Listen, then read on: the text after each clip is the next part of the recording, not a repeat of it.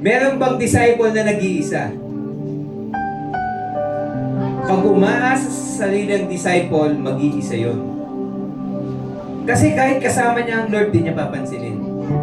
Pero kapag ang disciple, naunawa niya, he is just a believer. I am just following. Ibig sabihin, may nauuna sa akin, I am just following.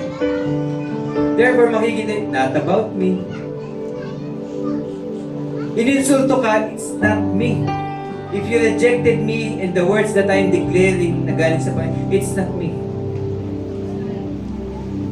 Sinaktan ako, Lord. Gusto ko lang naman mag-share ng word. Para sa Kanya naman yun, Lord. Pero di siya nakikinig.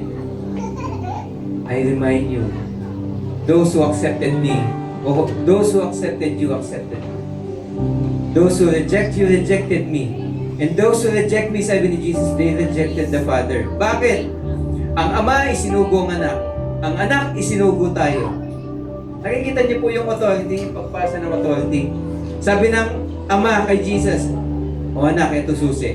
Sabi ni Jesus sa mga disciple, o mga anak, eto susi.